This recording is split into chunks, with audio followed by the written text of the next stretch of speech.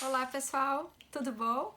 Sejam bem-vindos ao meu canal, eu sou a Prof. Joyce e no vídeo de hoje a gente vai falar um pouquinho sobre cardápios. Nós vamos ver o que eu preciso considerar na hora de pensar no cardápio. Porque antes da gente pensar nele propriamente dito, a gente precisa levar em conta alguns elementos que são externos ao cardápio, tá bom? Então é sobre isso que a gente vai falar.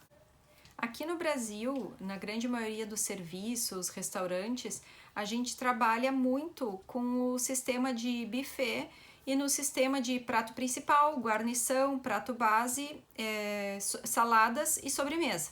Esse normalmente é um cardápio. Em outros países, em outros locais, às vezes o modelo é um pouquinho diferente, mas aqui o nosso padrão e o padrão que eu vou dar exemplo a seguir depois nos próximos vídeos sobre os cardápios vai ser nesse modelo. Então, quais são os fatores que eu preciso considerar antes de planejar um cardápio? A primeira coisa que eu preciso considerar é o custo. Eu tenho que saber o orçamento que eu vou ter para conseguir fazer um padrão de cardápio. O custo é uma questão super importante tanto para a empresa quanto para o consumidor, porque a empresa, se for um cardápio muito caro, não vai ter como se manter suas funções, e o consumidor, por outro lado, se também for muito caro, ele não vai conseguir pagar por aquele alimento, né, por aquela refeição. Então é uma questão muito importante da gente considerar é o custo que vai estar diretamente relacionado ao padrão de cardápio que a gente pode fazer.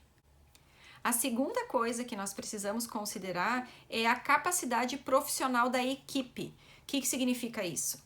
É porque assim, nós enquanto nutricionistas que estamos numa UAN, num restaurante, não somos nós que vamos cozinhar, né? Quem vai cozinhar são os cozinheiros, os auxiliares de cozinha.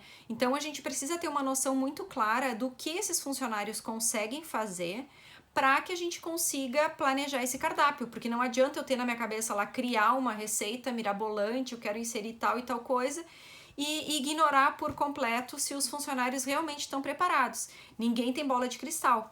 Então, se a gente quer inserir alguma coisa nova e o que for, uma receita, uma preparação mais saudável, o que for, a gente precisa verificar se a equipe realmente está preparada para fazer. E se não está, a gente tem que ensinar.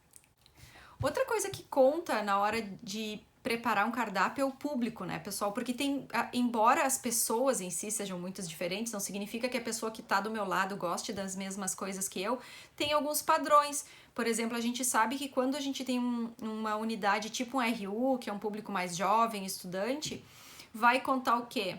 Uma certa fartura, né? Que a refeição seja bem servida, que sejam alimentos simples, né? Mais comuns, que sejam alimentos, que sejam refeições que não sejam caras, né? Então tudo isso aí influencia. Se é para jovens, mas por exemplo não é uma RU, é uma lanchonete, vai pesar muito essa questão da rapidez, da praticidade.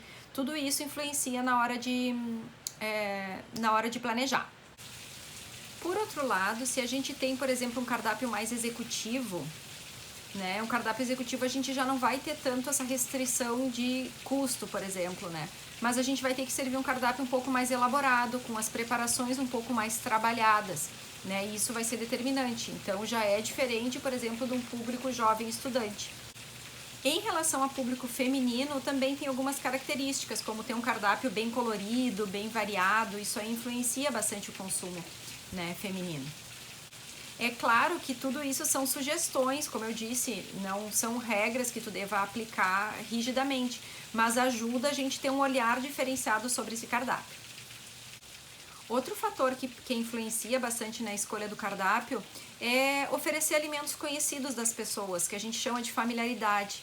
Porque o que acontece é, embora a gente tenha esse trabalho de, obviamente, inserir e trazer novos alimentos para o cardápio, fazer um trabalho todo de educação nutricional através do cardápio também, a gente sabe que as pessoas escolhem muitas vezes na hora das refeições coisas que elas estão habituadas, que elas conhecem, né? Então isso aí influencia. Então é fazer um equilíbrio aí entre as novidades, não oferecer novidades sempre e oferecer as coisas que as pessoas gostam, que as pessoas conhecem.